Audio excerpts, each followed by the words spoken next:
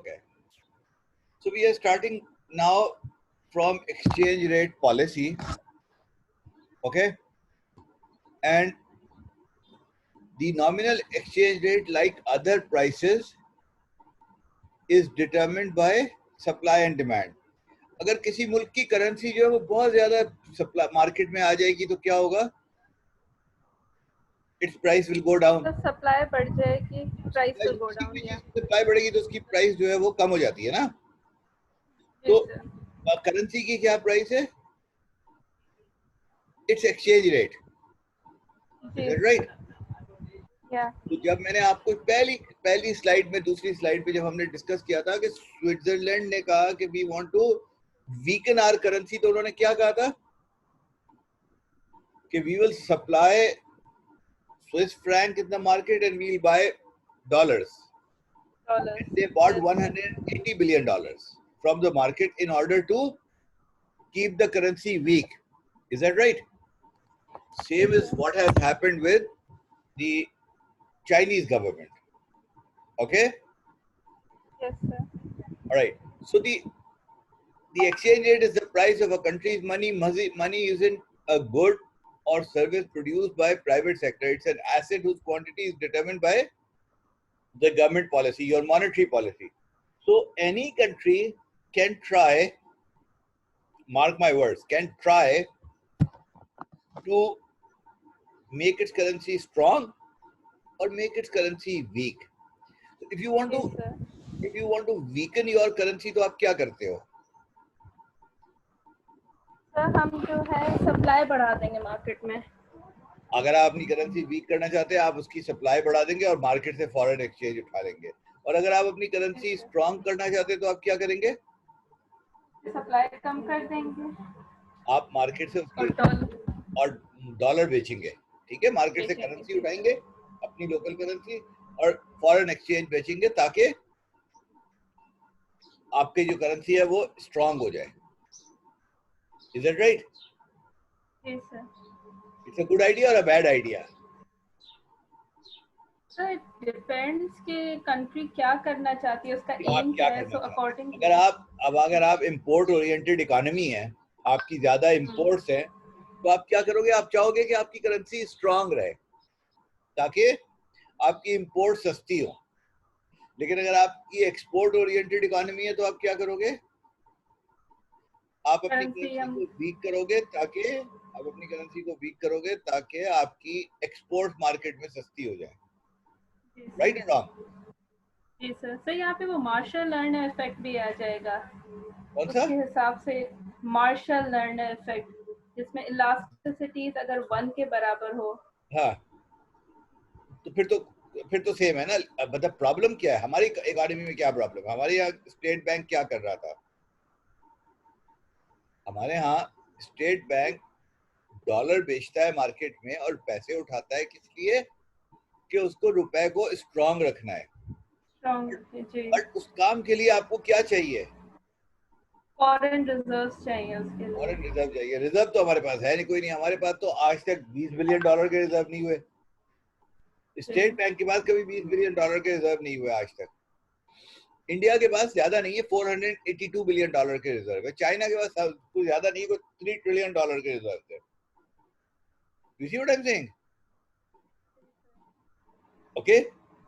मुझे जो मेरा दोस्त था ट्रेजरी में डेप्टी असिस्टेंट सेक्रेटरी माइकल कैपलर, वो कहता था तुम लोग कितने बेवकूफ हो कि तुम लोग इतने महंगे डॉलर खरीदते हो, यूरो बॉन्ड इशू करते हो, डॉलर्स लेते हो मार्केट से 7-8% के लोन के ऊपर, इतने महंगे, और करते क्या? उसको ले जाके मार्केट में बेच देते हो just to stabilise your rupee.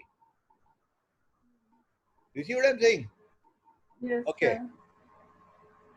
So as a result, governments have much more power to influence nominal exchange rate, not on real exchange rate. Okay, आगे बढ़ते हैं. चलो मुल्क तुम पढ़ो यहाँ से. Yes, sir. The nominal exchange rate is a very important price for many countries. The exchange rate determines the price of its imports and price of exports. In economics, where exports and imports are large relative to GDP, movements in exchange rate can have major effect on aggregate output and aggregate price level. At different times, in different places, governments have adopted a variety of exchange rate rhymes. An exchange rate rhyme exchange rate regime. re- regime is a rule governing policy towards the exchange rate. Good, next. अब A इन्होंने देखो country has दो a तरह के, अब देखो जरा गौर से समझ लो before you yes, read. sir. दो तरह की एक्सचेंज रेट रिजीम होती है, एक होती है फिक्स्ड और एक होती है फ्लोटिंग, और तीसरी होती है floating within the target range. Okay, जी तो सर। इसका क्या मतलब हुआ? सर फिक्स वो है जिसमें गवर्नमेंट जो है एक्सचेंज रेट को अपनी खुद जो है मैनिपुलेट करती रहती है। फ्लोटिंग वो है जो डिमांड और सप्लाई फ्री हैंड के हिसाब से खुद ही फ्लोट करती फिक्स क्या रहती हुई? है। फिक्स क्या हुई? फिक्स जो गवर्नमेंट खुद ही मैनिपुलेट करे प्राइस को। नहीं, मैं मैनिपुलेट नहीं करे। फिक्स वो होती है जो गवर्नमेंट अनाउंस कर देती है कि जी हमारा we are pegged with dollar. जैसे सऊदी अरेबिया का है, तो सऊदी अरेबिया का $1 is equal to 3.75 riyal. Got it? जी इसी तरीके से यूएई का जो है वो $1 इज इक्वल टू 3.6725 दिरहम। अब ये जो है ये आज से नहीं है, ये 30 साल 40 साल से है। मैं पहली दफा जब हज करने गया था 1998 में, उस वक्त भी यही था। समझ आ गई? तो अगर आप फिक्स करते हो तो उसके भी फायदे और नुकसान भी हैं। ओके, चलो इसको अब तुम पढ़ो, मैं तुम्हें भी समझाता हूँ कि जी फायदे और नुकसान क्या है। पढ़ो। Okay. A country has a fixed exchange rate when the government keeps the exchange rate against some other currency at or near a particular target. A country has a floating exchange rate when the government एक lets the एक exchange second, rate. एक second हो। हाँ जी, पढ़ो। Okay, a country has a floating exchange rate when the government lets the exchange rate go wherever the market takes it. Fixed and floating exchange rate aren't the only possibilities, as times countries have adopted compromise policies that lie somewhere between fixed and floating exchange rate. They float within a targeted zone. यानी अब इसका मतलब क्या हुआ कि float with in a target zone? Example? Sir जैसे ही मतलब उस लिमिट से बाहर जाएगा तो फिर जो है डिमांड एंड सप्लाई को मैनिपुलेट करके वापस नहीं, ले आएंगे अगर उसे। अगर मैं फर्ज करें कि पाकिस्तान की करेंसी जो है वो उन्होंने इस वक्त 160 रुपए का डॉलर है, और स्टेट बैंक ने डिसाइड किया हुआ है कि it will float between 160 and 155 और 163 एंड 157। सो अगर इस रेंज में रहेगा तो ठीक है। अगर 163 से ऊपर जाने लगेगा तो ये डॉलर बेचेंगे, और अगर 157 से ये ऊपर होने लगेगा तो ये डॉलर मार्केट से खरीदना शुरू कर देंगे। ठीक हो गया? जी sir. Okay, next. To understand how it is possible for a country to fix its exchange rate, let's consider a hypothetical country, Genoa, जिनोविया। which for some Genovia, which for some reason has decided to fix the value of its currency, the Geno, at 1.5 US dollar. Figure 45.1 shows the foreign exchange market for Genos. Panel A shows the case in which the equilibrium value of the Geno is it's below the target exchange rate. Panel B shows the case in which the equilibrium value of Geno is above the target exchange rate. As panel A shows, as the target exchange rate, there is a surplus of Genos in the foreign exchange market. Okay, देखो अब क्या है भाई ये। एक में surplus है, दूसरे में शॉर्टेज है। अब इसका मतलब क्या है कि अगर आपने एक्सचेंज रेट 150 है, 1.5 है, ठीक है, इनका टारगेट रेट, तो इसमें आपको क्या दिखाई दे रहा है? एक में सरप्लस दिख रहा है, दूसरे में शॉर्टेज दिख रहा है। मतलब होना क्या चाहिए? अगर ए में क्या होगा और बी में क्या होगा? Don't read the footnote, just सोचो जरा, लॉजिकली देखो कि क्या हो रहा होगा।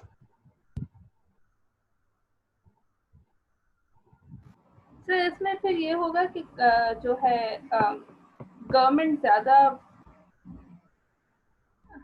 हाँ मैंने अभी तुम्हें बताया ना क्या है कि आपका जो टारगेट है वो क्या है कि आपने इसको रखना है 1.5 पे। ठीक है, सही, तो डिमांड को बढ़ा दें और आउटवर्ड शिफ्ट हो जाए। अब अगर आपने सप्लाई ज्यादा है जीनोस की एट दिस पॉइंट, तो या तो आप इसको स्लाइड करने दें और ये आ जाए 1.5 से नीचे होके 1.2 आ जाए या 1.1 आ जाए, जो भी इक्विलिब्रियम है, या what you will have to do, you will have to pick up that excess supply from the market. Is that right?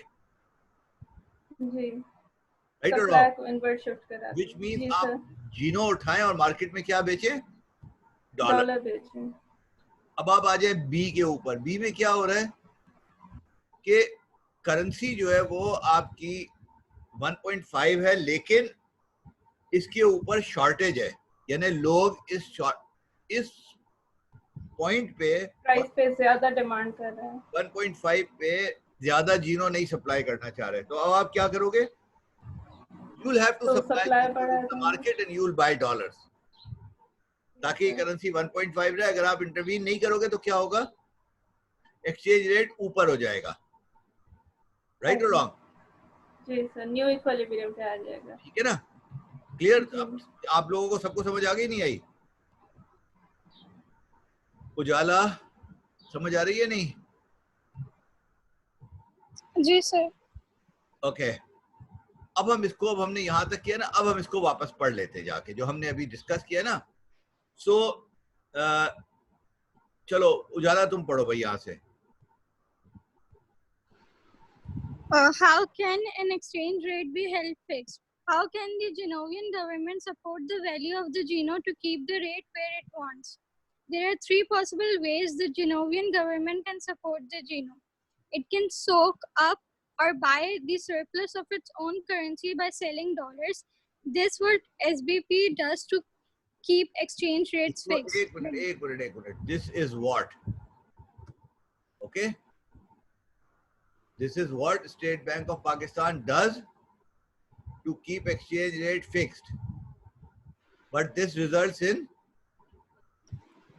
depletion of forex reserves. Good.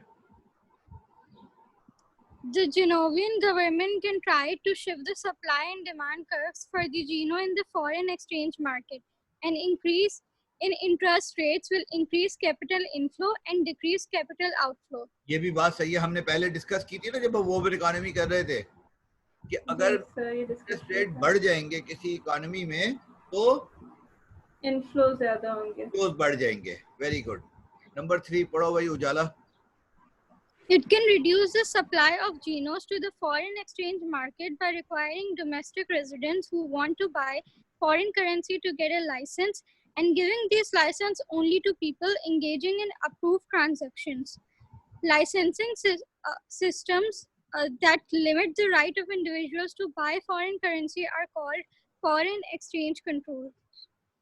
Suppose instead that the situation is as shown in panel B of figure 45.1, where the equilibrium value of the Geno is above the target exchange rate and there is a shortage of Genos. To maintain the target exchange rate, the Genovian government can apply the same three basic options in the reverse direction. अब आप देखो इसमें, अब ये 3 option इसने discuss किए हैं। इसने पहला ऑप्शन क्या डिस्कस किया है कि you can soak up or inject money in the market, right? Yes sir. दूसरा इंटरेस्ट रेट का कहते हैं, you can shift the supply and demand for your currency by manipulating the interest rates. Interest rate. और तीसरी चीज इसने क्या कही है कि आप फॉरेन एक्सचेंज मार्केट को कंट्रोल करो, यानी मूवमेंट ऑफ कैपिटल अकाउंट को कंट्रोल करो। पाकिस्तान में इस वक्त मूवमेंट ऑफ कैपिटल अकाउंट पे बहुत सख्ती है। आप मार्केट में जाएं, बोले मुझे $1000 चाहिए, वो आपसे फॉर्म लिखवाएंगे, पूछेंगे क्यों चाहिए, क्या करना है। मुझे हर दफा ये सारी कार्रवाई करनी पड़ती है जब मुझे अपने बेटे की ट्यूशन फीस भेजनी होती है। Got it? Got it? जी सर। Yes. Okay. ये बड़ा इंपॉर्टेंट है, 3 पॉइंट ये याद रखना, बिकॉज अभी हम थोड़ी देर बाद डिस्कस करेंगे unholy trinity. So when we will discuss unholy trinity will come to this point. Okay okay sir. और ये ग्राफ हमने डिस्कस कर लिया। चलो उजाला तुम इसका फुटनोट पढ़ो, उसके बाद हुरिया तुम्हारी बारी है। In both panels, the imaginary country of Genovia is trying to keep the value of its currency, the Geno, fixed at $1.5.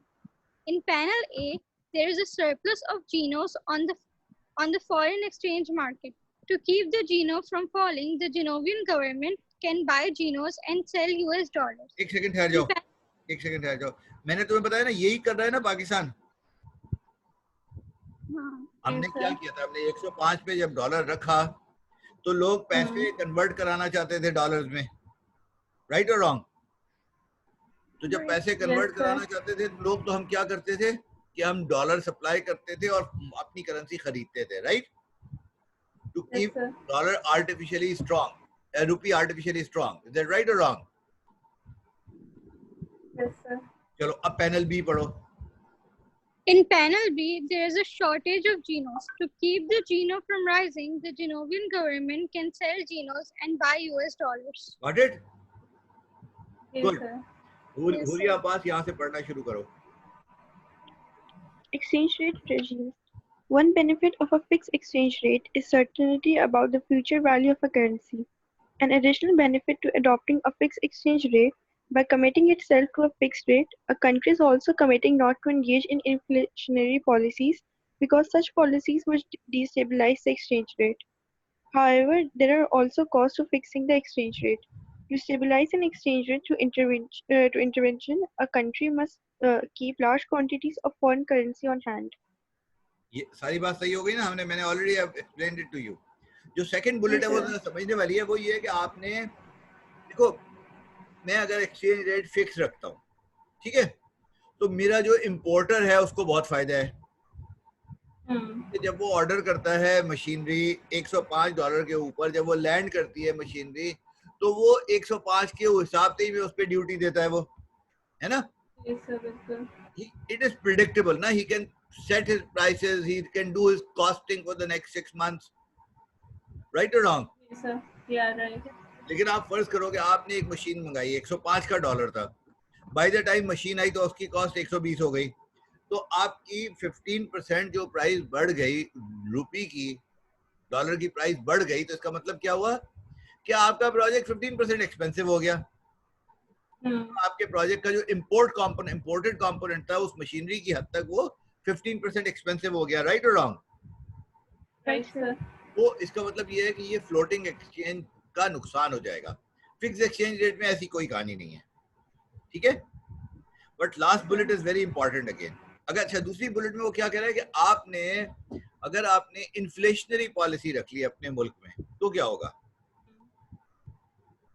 तो कहता है अगर आपने इन्फ्लेशनरी पॉलिसी अडॉप्ट कर ली, तो जैसे हमने देखा था, अगर आपको याद हो, जो मैंने आपको पीछे दिखाया था, P US versus P Mexico का, when we were comparing Mexico and US dollar, तो जिस मुल्क में ज्यादा इन्फ्लेशन होता है उस मुल्क की करेंसी जो है वो डिवैल्यू हो जाती है।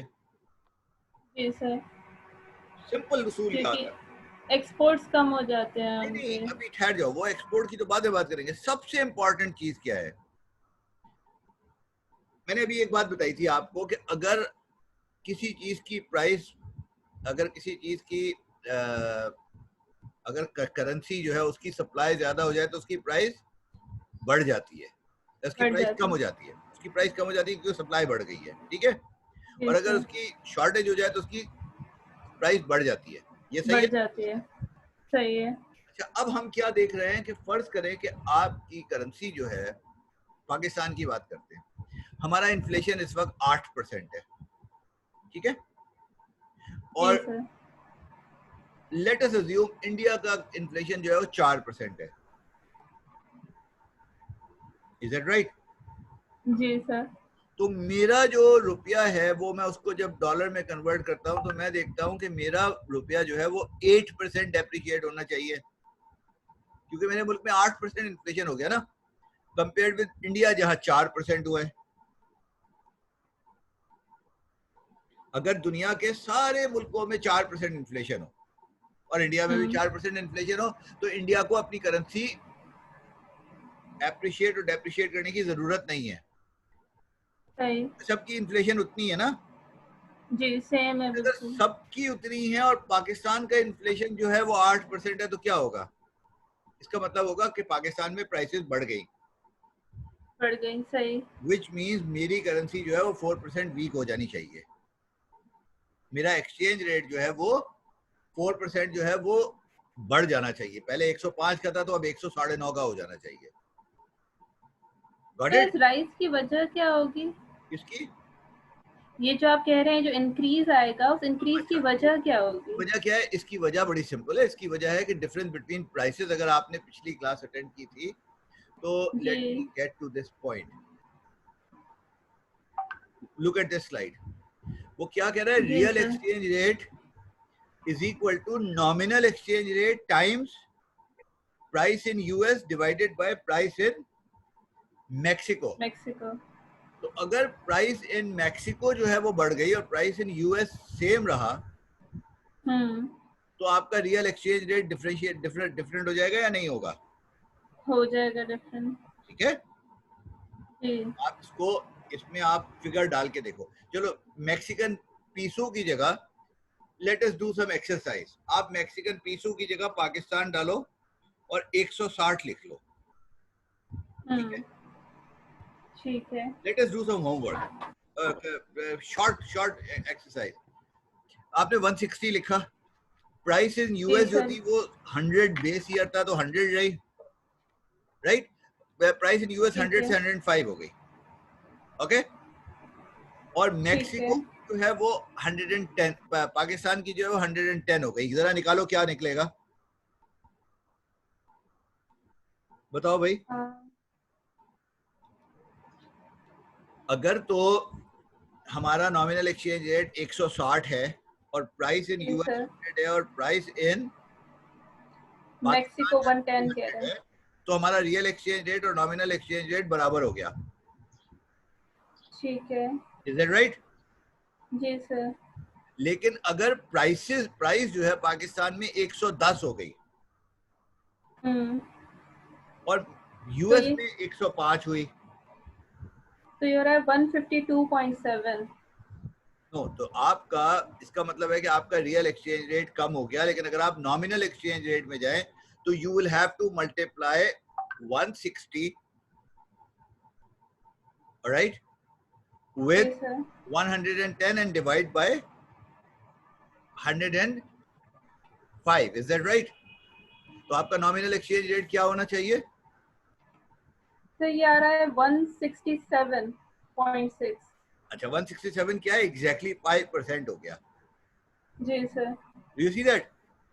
या अगर मैक्सिको यानी इस केस में हमने यूएस एंड पाकिस्तान ले लिया, अगर पाकिस्तानी करेंसी की प्राइस पाकिस्तान में इन्फ्लेशन जो है वो 10% हुआ और यूएस में जो इन्फ्लेशन है वो 5% हुआ, तो Pakistani currency vis-a-vis US currency जो है वो 5% डेप्रिशिएट हो जानी चाहिए।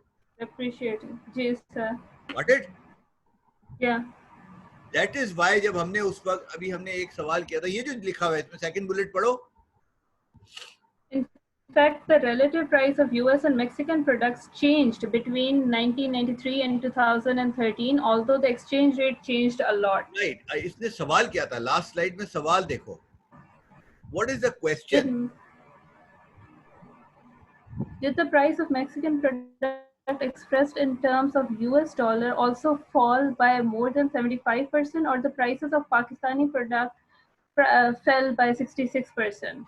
No, because why? Because आपकी currency over a period of 20 years अगर पाकिस्तानी करेंसी जो है वो 66% डेप्रिशिएट हो गई, जो मैक्सिकन करेंसी है वो 75% डेप्रिशिएट हो गई, तो उनकी प्रोडक्ट नहीं सस्ती हुई, इसलिए कि वहां इन्फ्लेशन ज्यादा हो गया। इतना ही इन्फ्लेशन हुआ, डिफरेंस ऑफ इन्फ्लेशन क्या हुआ, इतना ही था।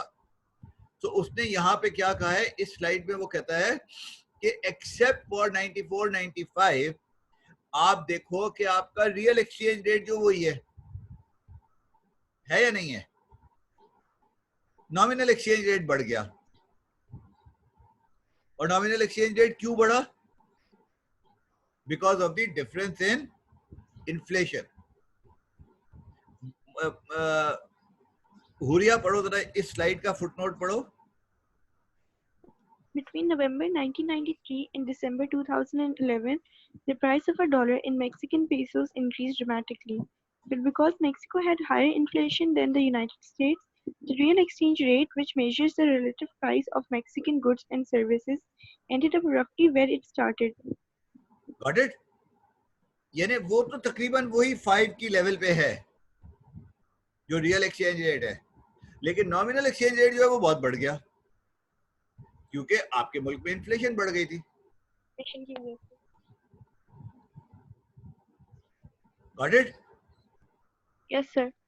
ऑलराइट, इसके और भी सोचने के तरीके हैं। फर्ज करो, एक minute, let's take it this way कि तुम्हारे पास $100 थे अमेरिका में, ठीक है, और पाकिस्तान में 100 रुपए का $1 था, तो आपको कितने पाकिस्तान में मिल रहे थे? 10,000 रुपए। Is it right? जी सर। इज इट राइट और रॉन्ग? ये बहुत इंपॉर्टेंट कॉन्सेप्ट है, इसको जरा 1 मिनट समझ लेना। आप अमेरिका में थे, आपकी जेब में $100 थे और आपको पाकिस्तान में 100 रुपीज का एक एक्सचेंज रेट था फिक्स, ठीक है? ठीक है। तो आपके पास आपके $100 पाकिस्तान में कितने बन रहे थे? 10,000 रुपए। 10,000 बन गए। ओके, अमेरिका में इन्फ्लेशन हुआ 5%, राइट? तो इसका मतलब ये हुआ कि अमेरिकन टर्म्स में, रियल टर्म्स में आपके डॉलर की कितनी वैल्यू रह गई? 95, राइट? यही हो गया ना? जी अच्छा, सर। अब आप आते हो पाकिस्तान वो पैसे लेके, ओके, अब आप कन्वर्ट करो रियल टर्म में, तो आपके कितने हुए? 9,500 मिले। जी सर। जब आप मार्केट जाते हो खरीदने के लिए, तो पाकिस्तान में इन्फ्लेशन हो चुका 10%, तो क्या आप वो गुड्स और सर्विसेज खरीद सकते हो? नहीं खरीद सकते, नहीं। राइट? सर। अगर आपके पास $100 थे और अमेरिका में 5% इन्फ्लेशन हुआ, तो अमेरिका में आपको वही basket of goods and services खरीदने के लिए $105 चाहिए, राइट? लेकिन जब पाकिस्तान आए, तो पाकिस्तान में आपकी चूंकि इन्फ्लेशन ज्यादा था, तो पाकिस्तान में वही बास्केट खरीदने के लिए आपको कितने चाहिए? $110 चाहिए, राइट? जी सर। तो पता क्वेश्चन है, आपका मुल्क तो अच्छा जा रहा है, आपके मुल्क में तो इन्फ्लेशन स्ट्रांग है, मतलब इन्फ्लेशन कम है, करेंसी स्ट्रांग है, तो आपका क्या कसूर है कि आप अपना करेंसी वीक कर दें? नहीं करोगे ना आप। तो किस कंट्री को अपनी करेंसी वीक करनी चाहिए टू मेक श्योर कि आपके $100 से आप वही चीज खरीद सके जो आप पिछले साल खरीद रहे थे? अमेरिका को by depreciating your value, devaluing your currency. अगर आपने अपनी करेंसी को 100 की जगह 110 का एक्सचेंज रेट कर दिया, अब क्या होगा? अब जब बाहर से लोग $100 लेके आएंगे, तो उनको मार्केट में कितने पैसे मिलेंगे? 11,000 रुपए। But they will be able to buy the same basket जो उनको पहले $100 की मिल रही थी। इसका मतलब यह है कि एक्सचेंज रेट चेंज नहीं हुआ। Do you see that? Real exchange rate change नहीं हुआ। मतलब आप ये देखो ना कि रियल एक्सचेंज रेट नहीं चेंज हुआ, वरना नॉमिनल आपको एग्जैक्टली कि आपको you can buy the same basket, लेकिन अगर आपने उसको चेंज नहीं किया, आप अड़े हुए अपनी जगह 100 रुपए पे फिक्स करके, बाहर है इन्फ्लेशन 1%, तो अगर इस वक्त अमेरिका की रियल लाइफ एग्जांपल लेते हैं कि अमेरिका में इन्फ्लेशन 2% है, तो 2019 में जो बास्केट ऑफ गुड्स आपको $100 की मिल रही थी, वो अब कितने की मिलेगी? $102 की, right? Right.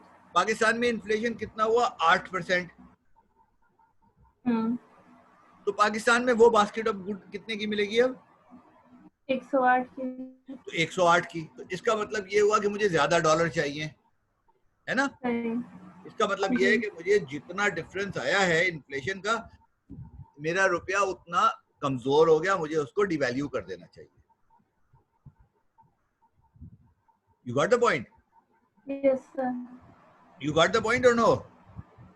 Yes, sir. Okay. All right. Huriya पढ़ो भाई। How can exchange rate be held fixed? एक मिनट, कहाँ से हम सर यहाँ पे हो गया था, ये हो गया था। ओके, आगे आओ, पढ़ो Huriya. Exchange rate regimes If a country chooses to stabilize an exchange rate by adjusting monetary policy rather than through intervention, it must divert monetary policy from other goals, notably stabilizing the economy and managing the inflation अभी rate. ठहर जाओ एक This, minute, अब एक minute ठहर जाओ. उसने अभी तक जो बात की थी वो क्या की थी कि आप एक्सचेंज रेट को कैसे एडजस्ट कर रहे थे? बाय बाइंग और selling currency in the market. Yes, यही कर sir. रहे थे ना? जी. यही कर रहे थे. जी सर. Yes, sir. यही अब कर इस रहे थे. बुलेट में वो क्या कह रहा है कि अब आप उस बुलेट में वो कह रहा है कि आप 2 मिनट के लिए उसको पैसे को भूल जाओ, इंटरवेंशन, मार्केट इंटरवेंशन को भूल जाओ, and try to play with monetary policy to control exchange rate. ठीक है सर. ठीक है? जी क्या जी. करना चाहिए आपको अगर आप sir tool of monetary policy interest rate ही है, तो अगर हम इंटरेस्ट रेट कम ज्यादा करें तो उससे कर सकते क्या होगा? हैं. क्या होगा बताओ? इंटरेस्ट बढ़ाने से, क्योंकि कैपिटल इनफ्लोज बढ़ जाएंगे तो करेंसी अप्रिशिएट होगी. इंटरेस्ट कम करने से करेंसी डेप्रिशिएट होगी. एक और भी चीज है, एक और भी चीज है. मेरे मुल्क में इन्फ्लेशन जो था वो 8% था. अमेरिका में जो है इंटरेस्ट इन्फ्लेशन जो था वो 2% था. डिफरेंस कितना हुआ? 6%. 6% का. तो अगर मैं अपने इंटरेस्ट रेट 6% बढ़ा दूं तो मेरा जो लोकल आदमी है, बिजनेसमैन है, जिसके पास पैसे हैं, he does not have an incentive to buy dollars. Is that right or wrong? Right. क्योंकि उसको जितना मेरी करेंसी वीक हुई है उतना उसको एक्स्ट्रा इंटरेस्ट रेट मिल रहा है. मिल रहा है जी. Right or wrong? Okay. Right, sir. So you read this bullet. I'll be back in a minute. ये bullet जरा इसको एक दफा. So we see the implementation of various monetary policies to control exchange. Right. अब लेकिन monetary policy का उसने एक और चीज क्या लिखी है? The import quotas and tariffs. It must divert monetary policy from other goals. तो इसका मतलब Yeah. क्या हुआ? Compromise करना पड़ेगा. अगर आप फर्ज करें आपने इंटरेस्ट रेट, जैसे स्टेट बैंक ऑफ पाकिस्तान ने पिछले साल इंटरेस्ट रेट 13.5% कर दिए थे. तो what it did was it stopped dollarization of economy. It prevented people from Consumption कम हो जाएगी. into dollars. Consume. 2017 में मैं अपने भतीजे को, उसने मुझे फोन किया अमेरिका के, जी मोहसिन चाचा क्या हाल है, क्या करना चाहिए? मैंने कहा जितने पैसे हैं सबके डॉलर ले ले. ठीक है? अब मैं इस वक्त क्या कहता हूं कि जितने पैसे हैं सबको कन्वर्ट कर लो. ओके? अब नहीं कह रहा, 3 महीने पहले तक कह रहा था, क्योंकि 3 महीने पहले इंटरेस्ट रेट जो था वो 13% था. अब इंटरेस्ट रेट 8% पे आ गया. तो जब आपने इंटरेस्ट रेट 13% कर दिया तो आपने लोगों को डॉलर खरीदने से तो रोक दिया. लेकिन वो ये जो second part of the bullet 1 है वो क्या है? It diverted monetary policy from other goals, which means stabilising the economy and managing the inflation rate. अब स्टेबलाइजिंग द इकोनॉमी और अनएम्प्लॉयमेंट में क्या होगा कि 13.5% पे तो आपका बिजनेसमैन इन्वेस्टमेंट नहीं कर रहा. कम हो जाएगा. बिजनेस इन्वेस्टमेंट कम होगा तो क्या होगा? जब आपका एम्प्लॉयमेंट कम होगा, प्रोडक्शन कम होगी, एम्प्लॉयमेंट बढ़ जाएगी. राइट और रॉन्ग? जी सर. Right sir. अब आगे पढ़ो, हुरिया पढ़ो भाई. सर दूसरी slide. This is what Pakistan. This is what Pakistan observed July 2018 and January 2020. Finally, foreign exchange controls like import quotas and tariffs distort incentives for importing and exporting goods and services. They can also create substantial costs in terms of red tape and corruption. Got it? इसकी क्या मिसाल है? दो छोटा सा एक scandal बताता हूँ आपको. अगर आप लोग खबरें पढ़ते हो तो आपने सुना होगा कि वो एक मॉडल एक्ट्रेस थी, ईमान अली, वो जा रही थी, या अयान अली, वो जा रही थी दुबई, और उसके बाद $10,000 थे या $1,00,000 थे. राइट? रिमेम्बर?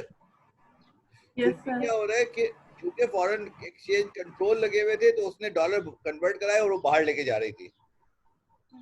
बहुत सारे लोग ऐसे काम करते हैं जिसको खेपी बोलते हैं, राइट। मुझे याद है जी 2012 में जो उस वक्त का गवर्नर स्टेट बैंक था यासीन अनवर, उसने नेशनल असेंबली में कहा कि पाकिस्तान की जो एयरपोर्ट्स है वहां से समथिंग लाइक 10,000 या $1,00,000 रोज निकल रहा है, ठीक है। 4 या 5 एयरपोर्ट्स के उसने नाम लिए। तो व्हाट वाज हैपनिंग, क्योंकि आपने फॉरेन एक्सचेंज कंट्रोल लगाई थी, तो लोग क्या करेंगे, लोग इससे रेड टेप से और करप्शन से फायदा उठा के बाहर ले जाएंगे। ओके, अब आप देखो जी अभी हमने इस जगह 3 पॉइंट, मैं फिर बता रहा हूँ आपको, हमने 3 पॉइंट डिस्कस किए। क्या 3 पॉइंट डिस्कस किए? एक, intervention of central bank discuss की by buying and selling local currency. Number 2 हमने मॉनेटरी पॉलिसी डिस्कस की, और हमने नंबर 3 जो है वो फॉरेन एक्सचेंज कंट्रोल डिस्कस की। Is that right? Yes sir. Okay, आगे बढ़ो, अब तेज तेज पढ़ो क्योंकि टाइम नहीं है। चलो जी, exchange rates and macro economic policies. Under a floating Monet- exchange rate, अब मैं पढ़ रहा हूँ एक मिनट। And under a floating exchange rate regime, a country's central bank retains its ability to pursue independent monetary policy। चूंकि उसने exchange rate free flow छोड़ा हुआ है, राइट, तो मार्केट खुद रेट एडजस्ट कर लेगी। It can increase aggregate demand by cutting the interest rate और decrease aggregate demand by raising interest rate. वो मॉनेटरी पॉलिसी उसकी इंडिपेंडेंट हो गई, right. Similarly a lower interest rate leads to a high investment spending, जो अभी मैं बात कर रहा था, और कंज्यूमर स्पेंडिंग भी बढ़ जाएगी क्योंकि बोरोइंग सस्ती हो जाएगी। आपको गाड़ी का लोन अपॉर्चुनिटी कॉस्ट कम है। गाड़ी का लोन 13% पे मिले। But the decline in interest rate also affects the foreign exchange market, as foreigners have less investment to move funds from abroad to Genovia. ठीक हो गया? जी sir. At the same time, Genovians have more incentive to move funds abroad because आपके पास lower rate का, आपके पास interest rate कम मिल रहा है, ठीक है? Is ठीक that है right? Sir. Right sir. So making investment outside the country more attractive, जैसे पाकिस्तान से flight of capital हुआ। So figure 46.2 shows the effect of the interest rate reduction on the foreign exchange market. The demand curve for Gino shifts leftward from D1 to D2 and the supply curve shifts rightward from S1 to S2. The equilibrium exchange rate as measured in US dollars falls from XR1 to XR2. Depreciate हो गई currency, अभी दिखाता हूँ आपको। तो depreciation of the currency, Pakistani रुपी ले लो, in turn affects aggregate demand. A depreciation increases exports and reduces imports. Think about it. पहले पोलो की जो शर्ट थी रैल्फ लॉरेन की, वो $50 की थी, 105 रुपए का डॉलर था। वो शर्ट कितने की आती थी? 5,000 रुपए की। Got it? अब 160 का डॉलर हो गया, वो शर्ट कितने की आएगी? 8,000 रुपए की। तो चूंकि प्राइस बढ़ गई तो उसकी डिमांड कम होगी, तो इसका मतलब क्या हुआ कि depreciation increases exports and reduces imports. In other words, monetary policy under floating rates has effects beyond those we have described in looking at closed economies. Okay? Closed economy में तो कोई फर्क नहीं पड़ रहा था ना, ओपन इकोनॉमी में बहुत फर्क पड़ रहा है। ओपन इकोनॉमी में अगर आपने इंटरेस्ट रेट कम कर दिए और आपने एक्सचेंज रेट स्टेबल रखा हुआ है, तो क्या होगा? लोग डॉलर कन्वर्ट करा के बाहर ले जाएंगे। सिंपल, राइट और रॉन्ग? Right sir. ओके, आगे बढ़ते हैं। सो इसमें आप देखो कि आपका इनिशियल इक्विलिब्रियम जो है वो E1 था। ओके, आपकी डिमांड जो थी after the Genovian interest rate fall, Genovian invest more abroad, falling, buying more US dollars than selling more Genos. So what happens because of that? And less in Genovia, so reducing their demand for Genos. So what is the result? Leading to depreciation. आसान जबान में देखो कि आपकी demand for जीनोस जो है, जो x axis पे है, वो D1 से D2 कम हो गई ना, क्योंकि आपने सप्लाई बढ़ गई है और सप्लाई बढ़ गई। सप्लाई क्यों बढ़ गई? क्योंकि अब लोग जो है वो ज्यादा जीनोस बेच के डॉलर खरीदना चाहते हैं। तो क्या होगा? डेप्रिसिएशन हो जाएगी। करेंसी वीक हो जानी चाहिए। पहले आपको अगर XR1 मिल रहे थे डॉलर पर जीनो, अब आपको कम मिलेंगे। पहले 1.5 था तो 1.2 या 1 हो जाएगा। राइट और रॉन्ग?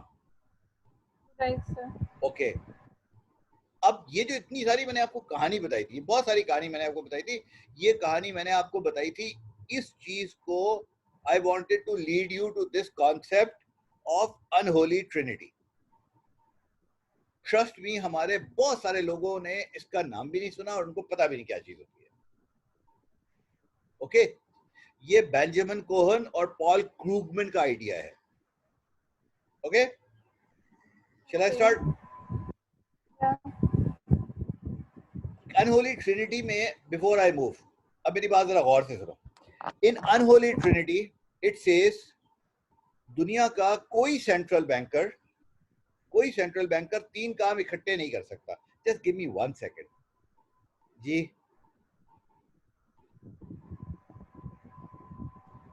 अच्छा जी, सो कौन से तीन काम इकट्ठे नहीं कर सकता और क्यों नहीं कर सकता?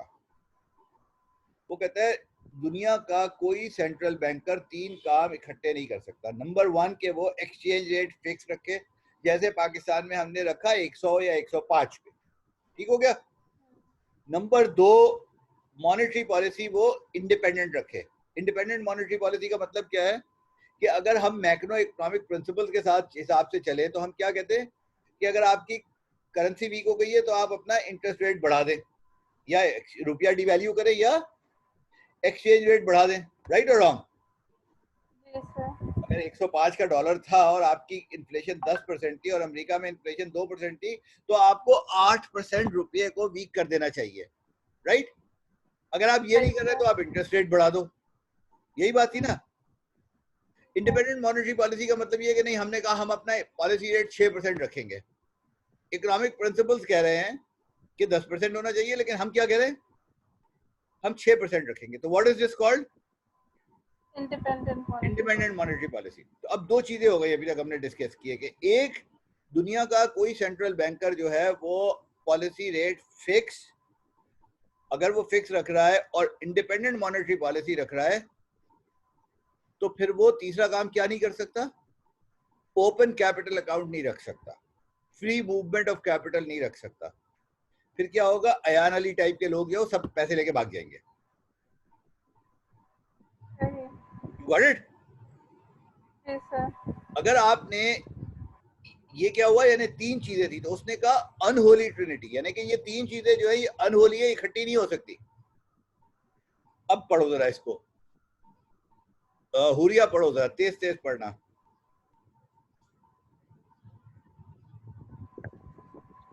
The unholy trinity is an international economic principle that the policymakers of a country may pursue only 2 out of 3 following policy directions: fixed or pegged exchange rate policy and independent monetary policy, the free movement of capital. We need to see how these restrictions apply.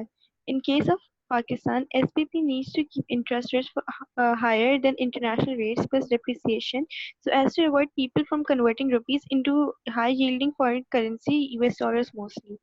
The central bank also wants to have a free capital flow.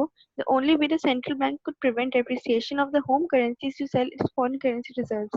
Lastly, if SPP wants to have an independent MP and open capital account, then it must let market determine exchange rates. Got it? Yes, sir. मैंने आपको पहले सारा explain कर दिया था। अब आप देखो इसके उसने ऑप्शन दिए हैं।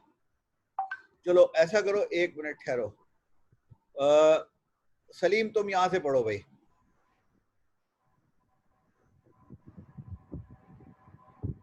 अभिहा तुम पढ़ो भाई।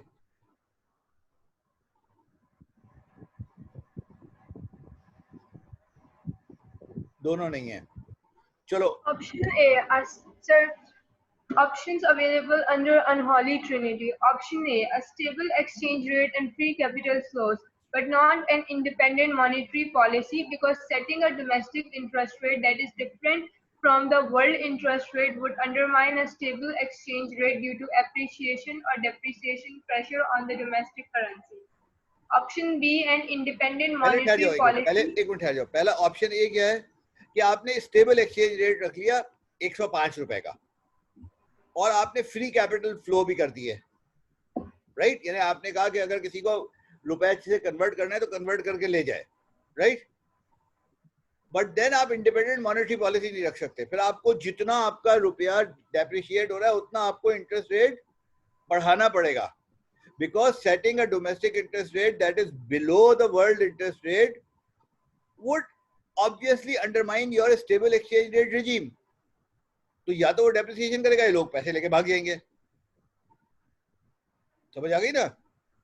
एक चीज एक सेकंड को सोचो कि 105 रुपए के डॉलर पे ये अयान अली फिनोमिना था, 160 रुपए के डॉलर पे अयान अली फिनोमिना क्यों नहीं है?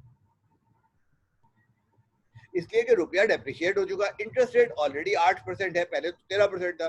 तो अभी किसी को पागल है कोई आदमी के वो रुपए को कन्वर्ट करा के डॉलर में लेके कहा जाएगा?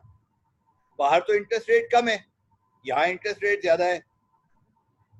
Got it? Do you see what has happened? Yes, sir. अब आप ऑप्शन बी पढ़ो। Option B, an independent monetary policy and free capital flows, but not a stable exchange अब rate. इसमें क्या होगा, इस ऑप्शन में क्या होगा? आपने इंडिपेंडेंट मॉनेटरी पॉलिसी रख ली, फर्ज करें जैसे पिछली गवर्नमेंट ने 6% पे रखी हुई थी। तो अगर आपने 6% पे मॉनेटरी पॉलिसी रख ली और फ्री कैपिटल फ्लो भी अलाउ कर दिए कि अयान अली जितने पैसे दिल चाहे ले जाए, तो फिर आपको एक्सचेंज रेट जो है वो फिक्स नहीं रख सकते। फिर क्या होगा? फिर आपको मार्केट पे एक्सचेंज रेट छोड़ना पड़ेगा। तो जितना आपका रुपया वीक होगा उतना ऑटोमेटिकली आपको डिवैल्यू करना पड़ेगा। डिवैल्यू करेंगे तो लोगों के पास इंसेंटिव नहीं होगा कि वो कन्वर्ट करके बाहर लेके जाए। राइट और wrong? Yes, sir. Okay, option C पे आइए। Option C, a stable exchange rate and independent monetary policy, but no free capital flows, which would require the use of capital control. This is exactly what Pakistan has done and is doing. I mean, has been doing till last year. क्या था ये कि stable exchange rate था, आपने कहा जी 105 का dollar है और मेरा डिस्काउंट रेट 8% होना चाहिए, मैं डिस्काउंट रेट भी 6% रखूंगा। बट देन फिर आप कैपिटल फ्लो नहीं अलाउ कर सकते, फिर तो अयान अली फिनोमिना होगा। राइट? आप Yes, कैपिटल sir. कंट्रोल लगाएंगे और लोग जो है उसको बीट करने की कोशिश करेंगे। Got it? Yes, sir. तो डू यू सी कि ये तीन चीजों में से दो चीजें कैसे हो सकती हैं? एक चीज you must sacrifice, one of the things that you have to sacrifice. Alright, आगे बढ़ो पढ़ो भाई, अभी हाँ पढ़ो। Out of the three policy directions, states would most likely wish to pursue an independent monetary policy and exchange rate stability. However, as we see in Pakistan now, capital controls are hard to enforce and easily flirted. Furthermore, capital controls discourage foreign investment since they may not be able to freely remove their capital in the future. As a result, most governments simply cannot impose workable capital controls, which all but ensures that the free movement of capital is one of the two policy directions that governments will choose, not in Pakistan. यानी चूंकि free capital movement जो है उसको आप control नहीं कर सकते हो, एनफोर्स नहीं कर सकते हो, तो अगर आपने कैपिटल अकाउंट खुला छोड़ा हुआ है, यानी कि मूवमेंट ऑफ डॉलर खुली छोड़ी हुई है, तो या तो आप इंटरेस्ट रेट्स को एक्सचेंज रेट को एडजस्ट करने दो या आप इंटरेस्ट रेट को एडजस्ट करने दो। Got it? गॉट इट और नो? Yes, sir. ओके, पढ़ो यहां से। चलो अब हुरिया तुम पढ़ो यहां से भाई। Milton Friedman observed that flexible exchange rates are necessary for free trade. This is because free movement of capital cannot be sacrificed due to its importance in satisfying balance of payments. Lastly, he thought that government needs an independent monetary policy, especially as an anti-recessionary measure. Benjamin Cohen argues that although international coordination may solve the problem of the unholy trinity with coordinated state action in regard to exchange rates, states are induced by ever-changing incentives to cheat or cooperate on such arrangements in order to further their own short-term policy priorities. Such uncertainty thus makes exchange rate coordination untenable. Untenable यानी कि hold नहीं कर सकते। पहले first point पे आ जाते हैं। Milton Friedman ने क्या कहा था? उसने कहा कि फ्री एक्सचेंज रेट जो है ये तो बहुत जरूरी है फ्री ट्रेड के लिए। राइट? तो अगर ये शर्ट जो मैं फर्ज करो पहले बेचता था 2000 रुपए की, अगर मेरा डॉलर वीक हो जाता है, रुपया वीक हो जाता है, तो ये मुझे इस शर्ट के 2,500 मिल रहे हैं, so which means I'll get internationally I should get low, but at the same time मेरा डॉलर जो है वो भी एडजस्ट होना चाहिए, ताकि market should determine the price of this shirt. Okay, एक बात हो गई. दूसरा वो कहता है कि जी फ्री मूवमेंट ऑफ कैपिटल भी सेक्रीफाइस नहीं कर सकते आप. क्यों? क्योंकि आपका बैलेंस ऑफ पेमेंट जो है, जो पैसे कितने इन्वेस्ट हो रहे हैं और कितने वापस जा रहे हैं, वो किस चीज पे डिपेंड कर रहा है? मूवमेंट ऑफ कैपिटल पे. Lastly, he thought that the government needs an independent monetary policy. तो वो कहता है कि आपके पास तीन चीजें हैं, तो आपको अपनी मैक्रो इकोनॉमिक नीड्स के लिए, फर्ज करो पाकिस्तान में इस वक्त क्या हो रहा है, उन्होंने कहा है कि जी सारी दुनिया ने शोर मचाया हुआ था कि जी आप इंटरेस्ट रेट कम कर दो. क्यों कम कर दो? ताकि इन्वेस्टमेंट बढ़े और एम्प्लॉयमेंट जनरेट हो. ठीक हो गया? तो इसका मतलब ये हुआ कि आप मॉनेटरी पॉलिसी को, मॉनेटरी पॉलिसी गोल्स की वजह से आप इंडिपेंडेंट मॉनेटरी पॉलिसी रखना चाहते हो. सही है? और आप फ्री एक्सचेंज रेट रख, आप ओपन कैपिटल अकाउंट रखना चाहते हो ताकि फ्री मूवमेंट ऑफ कैपिटल हो, आपके पास एफडीआई आ सके. तो अगर आप ये दोनों चीजें कर रहे हो तो फिर आप एक्सचेंज रेट स्टेबल नहीं रख सकते. तो मिल्टन फ्रीडमैन ने क्या ऑब्जर्व किया कि आप एक्सचेंज रेट खुले छोड़ दो, मॉनेटरी पॉलिसी अपनी प्रायोरिटीज के हिसाब से रखो, और ओपन कैपिटल अकाउंट छोड़ दो, क्योंकि कैपिटल अकाउंट को फिर मॉनिटर करने की जरूरत नहीं पड़ेगी. बेंजामिन कोहन जो है, जिसका ये आइडिया था, उसका और आइडिया था. वो कहता था कि जी ये प्रॉब्लम सॉल्व हो सकता है अगर सारी दुनिया के लोग जो है वो एक्सचेंज रेट्स के ऊपर, फेयर एक्सचेंज रेट्स पे एग्री कर लें. बट देन जैसे ट्रम्प साहब कहते थे, एंड इट इज राइट कि China is a currency manipulator, तो उसने अपनी करेंसी वीक कर दी. तो उसने अपनी करेंसी वीक कर दी तो वो उसकी एक्सपोर्ट सस्ती हो गई.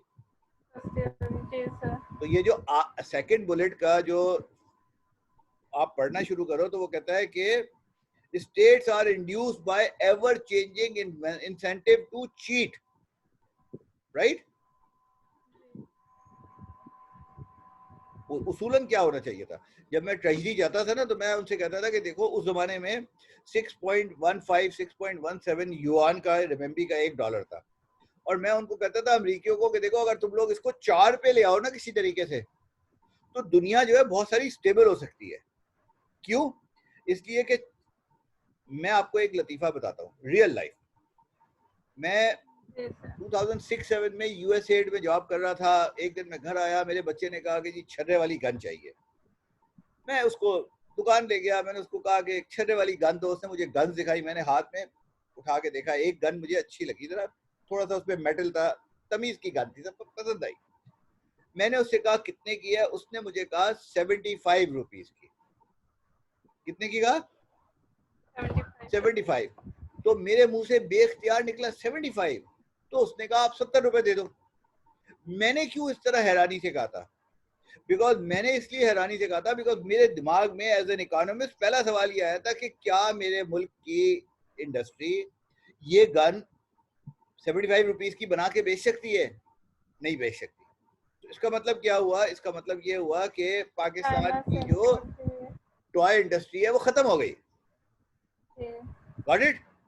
लेकिन अगर आप फर्ज करो कि वही रिमेंबी जो है वो उस वक्त 8 रुपए की थी, वो 8 रुपए की जगह 4 की होती, 8 रुपए की जगह 4 की होती, तो वो गन जो है वो 75 की जगह 150 की पड़ती.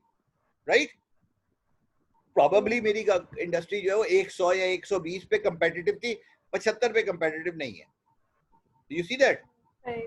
So this is the last bullet. अब आ जाओ effects of monetary and fiscal policy on exchange rate. हमारे पास कोई 10-15 मिनट है, 5-7 मिनट है, 10 मिनट में कर लेते हैं, जितना भी करते हैं. ठीक है? ओके, आइए. सो एक्सचेंज रेट, अब जैसे हमने अभी इतना सारा डिस्कस किया है, they move because of many factors, but first and foremost is the underlying flow of trade. अगर मेरी एक्सपोर्ट ज्यादा है और मेरी इंपोर्ट कम है तो मेरा पॉजिटिव ट्रेड सरप्लस होगा. तो मेरा पॉजिटिव ट्रेड सरप्लस होगा तो इसका मतलब ये है कि मेरी करेंसी स्ट्रांग हो जाएगी. Right?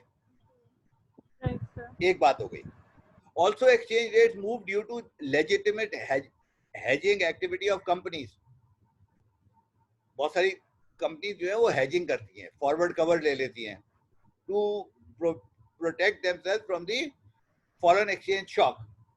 Also due to speculative movement. जैसे मैं कह रहा था लोगों को 2017 में, मैंने अपने भतीजे को कहा कि जितने पैसे हैं सबके डॉलर खरीद ले. जी सर. मैं उसको क्या कह रहा था, स्पेक्युलेटिव मूवमेंट, क्योंकि मुझे पता था डॉलर जो है डिवैल्यू होने वाला है, रुपया जो है डिवैल्यू होने वाला है. ठीक है. उसके बाद due to interest rates and other financial centre, जैसे मैंने आपको बताया कि अगर पाकिस्तान में इंटरेस्ट रेट 8% है और इंडिया में इंटरेस्ट रेट 4% है, तो वो क्यों है? बिकॉज हमारा इन्फ्लेशन रेट ज्यादा है. राइट. तो चौथी बुलेट क्या है, पांचवी बुलेट क्या है? Domestic inflation and finally perceived soundness of the government debt. तो लोग क्या देखते हैं कि आपकी गवर्नमेंट ज्यादा इंडेटेड तो नहीं है. अगर आपकी गवर्नमेंट ज्यादा इंडेटेड है तो वो फिर आपके साथ मतलब आपकी करेंसी एक स्ट्रांग नहीं होगी, वीक रहेगी, क्योंकि रिस्क प्रीमियम बढ़ जाएगा. Got it. अब आप आइए, two theories on currency movement. Currency movements are based around relative differential in interest rate. तो अब आप ये बुलेट 2 पढ़ो जरा, हुरिया जल्दी से पढ़ना है second bullet. In other words, if US inflation is 3% and UK inflation is 2%, then dollar would depreciate by 1% against the sterling. This theory is known as PVP theory. आपको समझ आया? उसने कहा कि अगर यूएस में इन्फ्लेशन 3% है और यूके में इन्फ्लेशन 2% है, तो डॉलर को 1% डेप्रिशिएट हो जाना चाहिए, या डॉलर जो है वो 1% ज्यादा discount rate they. This theory is known as PPP theory, purchasing power parity theory. Another theory says that currency movement depend on relative interest rates, right? पहली बुलेट में, सेकंड बुलेट में हमने बात की थी इन्फ्लेशन की. अब हम बात क्या कर रहे हैं? अब हम बात कर रहे हैं इंटरेस्ट रेट्स की. Foreign currencies flow in the countries where we see high interest rate raising its value to a point where it peaks. Most observers reckon, यानी most observers का ख्याल है कि long term value of currency reflects some mixture of these two theories, partly inflation and partly interest rates. It is also observed that speculative flows cause violent swings in the value of currency. तो इसलिए उन्होंने कहा है कि इसमें एक टोबन tax, ये टोबन जो है, जेम्स टोबन, ये एक नोबेल लॉरिएट था, उसने कहा था कि करेंसी मूवमेंट पे टैक्स लगा दो ताकि ये जो स्पेकुलेशन है ये नहीं हो. ठीक है. Currency weakness in emerging market like Pakistan is often caused due to living beyond means. ठीक है. यानी अगर आपको, हर आदमी को, आपको सैमसंग का फोन चाहिए और आपके पास इतने डॉलर नहीं है कि आप अफोर्ड नहीं कर सकते नोकिया का 110, और हर आदमी को चाहिए डॉलर आईफोन या सैमसंग, तो क्या होगा? You need more dollars. Right और रॉन्ग? ओके. और फिर अगर आपको डॉलर चाहिए और आप डॉलर, हम सब लोगों के पास, क्लास में आधे से ज्यादा लोगों के पास आईफोन और सैमसंग है ना? तो द क्वेश्चन इज, पैसे तो हमारे पास है नहीं तो हम कहां से देंगे? हमने देखा था ना वो जो कैपिटल आउटफ्लो पे हमने क्या देखा था कि जब आपका ट्रेड डेफिसिट बढ़ जाता है तो आपको कैपिटल अकाउंट में इनफ्लो चाहिए. और कैपिटल अकाउंट में इनफ्लो कैसे आता है? जब आप अपना कोई बोरोइंग कर रहे होते हैं या अपना डोमेस्टिक एसेट बेचते हो. Got it? ऑलराइट. नेक्स्ट. अच्छा, अब वो कहता है कि मॉनेटरी पॉलिसी, देखो हेडिंग क्या है, effects of monetary policy on exchange rates. वो कहता है कि monetary policy affects exchange rate in 3 ways. ठीक है. एक है इंटरेस्ट रेट. तो वो कहता है कि अगर आप एक्सपेंशनरी, अब आप इसको मेरे साथ साथ चलते जाओ, जोर जोर से पढ़ते जाना, बोलते जाना. ठीक है. You will understand it. वो कहता है एक्सपेंशनरी मॉनेटरी पॉलिसी है तो मनी सप्लाई बढ़ेगी या कम होगी? बढ़ेगी ना? बढ़ेगी सर. जब मनी सप्लाई बढ़ेगी तो इंटरेस्ट रेट कम होंगे या बढ़ जाएंगे? इंटरेस्ट रेट कम हो जाएंगे. कम हो जाएंगे. इंटरेस्ट रेट कम हो जाएंगे. तो अब फोर्थ बुलेट पे आओ, क्या है? इनफ्लो ऑफ कैपिटल बढ़ेगा या कम होगा?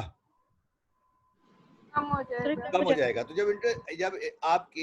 जब आप मनी सप्लाई बढ़ाएंगे तो आपके लोगों के पास पैसे ज्यादा आ जाएंगे, इंटरेस्ट रेट कम हो जाएगा, तो लामहला लोग कन्वर्ट करने की कोशिश करेंगे डॉलर्स में. तो what will happen? It will result in devaluation of local currency. Right. तो वो कहता है interest rate is dominant short run effect and often ओवरवेल्म्स other effects. ठीक. Federal Reserve adopted this policy in early 80 and increased interest rate to control inflation. जब inflation control हुआ उन्होंने उसको वापस कम कर दिया. ठीक हो गया. After achieving the target, it adopted expansionary policy, cut reserve ratio, and interest rates fell. Secondly, monetary policy can work through its effects on income. अगर expansionary monetary policy की तो लोगों की income बढ़ेगी या कम हो जाएगी? इनकम बढ़ जाएगी. हाँ? इनकम बढ़ जाएगी ना. ज्यादा मार्केट में ज्यादा पैसे आ गए, लोगों की इनकम बढ़ गई ना. तो जब लोगों की इनकम बढ़ेगी तो वो इंपोर्टेड गुड ज्यादा खरीदेंगे, कम खरीदेंगे? ज़्यादा. तो इसका मतलब ये है कि इंपोर्ट्स बढ़ गई, एक्सपोर्ट वही की वही रही. Increase in imports require extra dollars, right? इसका मतलब क्या हुआ? एक्सचेंज रेट बढ़ेगा या कम हो जाएगा? कम हो जाएगा. कम हो जाएगा. पहले 105 का डॉलर था, अब 110 का होगा, फिर 115 का होगा, फिर 120 का होगा. Got it? जी sir. Third, monetary policy affect exchange rate through its effect on price level and inflation. ठीक? Monetary policy affects exchange rate through its effects on price and inflation. An expansionary monetary policy increases demands of goods. अगर आपने fiscal, सोचो एक second को कि आपने क्या किया, टी कम हुआ, जी बढ़ गया, फिस्कल डेफिसिट जो है वो बढ़ गया, लोगों के पास पैसे ज्यादा आ गए, राइट? तो an expansionary monetary policy increases demand for goods resulting in increase in prices, जिसकी वजह से एक्सपोर्ट्स महंगी हो गई, कॉस्ट पुश इन्फ्लेशन हो गया. तो इसका मतलब है कि 10 via price path expansionary monetary policy ने क्या किया? प्राइसेस बढ़ाई ना. याद है वो जो हमने डायग्राम की थी कि अगर प्राइसेस जो है वो बढ़ती हैं तो आपकी वैल्यू ऑफ मनी जो है वो कम होती है, तो you have to increase money supply, right? Money supply ऐसे बढ़ रही थी ना, वर्टिकल थी. सो मनी सप्लाई बढ़ गई, वैल्यू ऑफ मनी कम हो गई, प्राइसेस बढ़ गई. प्राइसेस बढ़ गई तो आपकी एक्सपोर्ट महंगी हो गई. आपकी एक्सपोर्ट महंगी हो गई तो इसका मतलब यह है कि अगेन आपका ट्रेड डेफिसिट खराब हो गया और आपकी करेंसी जो है वो डेप्रिशिएट हो जानी चाहिए. So the net effect of expansionary monetary policy and exchange rate is that it causes them to go down. Opposite क्या होगा? Contractionary monetary policy. Monetary policy contractionary होगी तो आपका जो exchange rate जो है वो बेहतर हो जाएगा. जैसे कि अगर आप इसको आसान ज़बान में देखो तो 2014 से 2017 we had an expansionary monetary policy, right? 2018 से 2020 we had a contractionary monetary policy. Got it? जी सर. Okay. अब आ जाए fiscal policy and exchange rate. यही तीन पाथ होंगे, इंटरेस्ट का, प्राइस का और इनकम का. तो पहले देखते हैं effect of expansionary fiscal policy on exchange rate via income. Expansionary fiscal policy हुई, हुकूमत ने ज्यादा खर्चे किए, रेवेन्यू कम जनरेट किया, मार्केट में पैसा ज्यादा चला गया, लोगों की इनकम बढ़ गई. सही है गलत है? इनकम बढ़ गई तो अगेन इंपोर्ट बढ़ गई, इंपोर्ट बढ़ी तो ट्रेड डेफिसिट बढ़ा, ट्रेड डेफिसिट बढ़ा तो एक्सचेंज रेट आपका डेप्रिशिएट हो गया, रुपया डेप्रिशिएट हो गया. Got it? Number 2, effect of expansionary policy on exchange rate via prices. Again the same thing. चूंकि गवर्नमेंट ने ज्यादा पैसे जनरेट कर दिए, टैक्सेस कम कलेक्ट किए, मार्केट में लोगों के पास पैसा ज्यादा आया, सो डिमांड ज्यादा जनरेट हुई, ज्यादा डिमांड जनरेट होती है तो प्राइसेस बढ़ जाएंगी. डिमांड कर्व राइट साइड पे शिफ्ट हो जाएगा, प्राइसेस बढ़ जाएंगी. राइट और रॉन्ग? जी सर. अब आप देखो वो क्या कहता है, it increases aggregate demand and increases prices of exports, thus causing again negative effect on the competitiveness of countries' export, which in the long run go down. So contractionary fiscal policy opposite हो जाएगा. ये भी clear हो गया? इसका मतलब क्या हुआ कि अगर आपने एक्सपेंशनरी फिस्कल पॉलिसी ली तो आपके वाया इनकम, आपकी लोगों की इनकम बढ़ जाएगी, इनकम बढ़ेगी तो वो इंपोर्टेड गुड ज्यादा खरीदेंगे तो आपका रुपया डेप्रिशिएट हो जाएगा. आपने एक्सपेंशनरी पॉलिसी की तो मार्केट में डिमांड ज्यादा हुई तो प्राइसेस बढ़ गई तो आपकी कंट्री की एक्सपोर्ट जो थी वो महंगी हो गई, तो आपका रुपया डेप्रिशिएट हो जाएगा। क्लियर हो गया? सबसे इंपॉर्टेंट चीज लास्ट टाइम क्या थी? Interest rate. मैंने अभी तक इंटरेस्ट रेट नहीं डिस्कस किया, नहीं किया ना? नहीं सर। अब देखते हैं। वो कहता है effects of expansionary fiscal policy on exchange rate via interest is different from monetary policy। पहले ये जो दो आइटम थे via income and via prices, वो it was same as that of monetary policy। This is different from monetary policy। Why? Because फर्ज करो आपका fiscal deficit बहुत बढ़ गया, यानी कि आपका T कम हो गया, G बढ़ गया, तो ये जो गैप हुआ आपने इसको कैसे फिल किया? बॉन्ड इशू किया। बेसिकली आपने क्या किया? आपके सप्लाई ऑफ लोनेबल फंड जो थे वो लेफ्ट पे शिफ्ट हो गए या नहीं हुए? डिमांड फॉर लोनेबल फंड यही है, सप्लाई लेफ्ट पे शिफ्ट हो गई। इसका मतलब है इंटरेस्ट रेट बड़े कम हो गए। इसका मतलब क्या है? इसका मतलब ये है कि इंटरेस्ट रेट बढ़ गए। अगर इंटरेस्ट रेट बढ़ गए तो इसका मतलब ये है कि बाहर से कैपिटल आएगा, जैसे अभी ये जो हॉट मनी वाला चक्कर चल रहा था। राइट और रॉन्ग? इसका मतलब ये है कि बाहर से पैसा आएगा और पैसे लोग लाके इन्वेस्ट कर देंगे मार्केट पे। राइट और रॉन्ग? Yes sir. इसका मतलब ये है कि अगर मैं एक्सपेंशनरी पॉलिसी करूंगा और बॉन्ड जनरेट करूंगा और इंटरेस्ट रेट बढ़ जाएंगे तो फॉरेन कैपिटल आएगा। फॉरेन कैपिटल आने से करेंसी वीक होती है, स्ट्रांग होती है? सर स्ट्रांग होती है करेंसी। स्ट्रांग होती है। पिछले दो बुलेट्स में fiscal policy, expansionary fiscal policy से करेंसी वीक हो रही थी। इस बुलेट से इंटरेस्ट रेट्स की वजह से एक्सपेंशनरी फिस्कल पॉलिसी से करेंसी जो है स्ट्रांग होगी। राइट? तो लास्ट बुलेट पढ़ो, क्या कहता है? पढ़ो हुरिया, तुम पढ़ो भाई। The net effect of expansionary fiscal policy on exchange rate is not clear.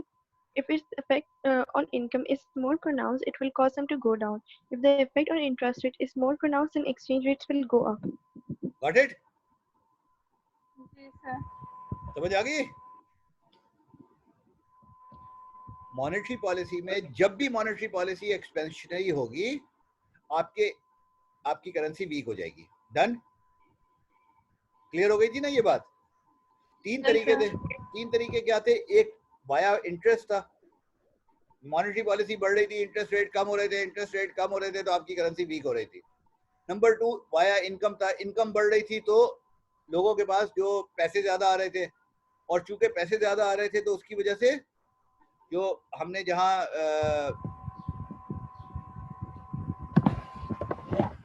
जैसे हमने यहाँ पे कहा था वाया इनकम था, तो हमने क्या कहा था कि लोगों के पास पैसे ज्यादा आ रहे हैं तो वो इंपोर्टेड गुड्स खरीदेंगे। इंपोर्टेड गुड खरीदेंगे तो आपकी डिमांड फॉर डॉलर बढ़ जाएगी, इसका मतलब ये आपकी करेंसी वीक हो जाएगी।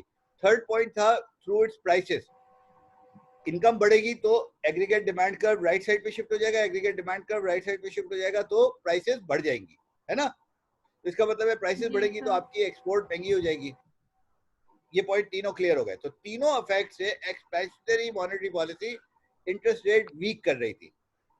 फिस्कल पॉलिसी में वाया प्राइस और वाया इनकम इफेक्ट सेम था, लेकिन वाया इंटरेस्ट रेट जो है वो नॉट श्योर। इंटरेस्ट रेट से बढ़ने से एक्सपेंशनरी मॉनेटरी पॉलिसी बढ़ने से डॉलर आ रहे हैं, आप बॉन्ड इशू कर रहे हैं, डॉलर आ रहे हैं तो इसका मतलब ये है कि आपकी करेंसी स्ट्रांग हो सकती है। ठीक है? So net effect is not clear. Alright? Okay sir. अब आप लोग ये सब पढ़ लो। This was the last class. I hope you people enjoyed this course. I tried my level best to make it as interesting as possible.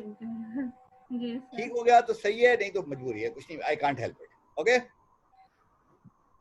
बाकी अब जो exams वगैरह की बात है वो फिर I will keep you posted. हो सकता है मैं आप लोगों को एक दिन जूम पे बुला के दोबारा बात कर लूं, but I will let you know. Okay? Okay, sir. चलो बाय बाय।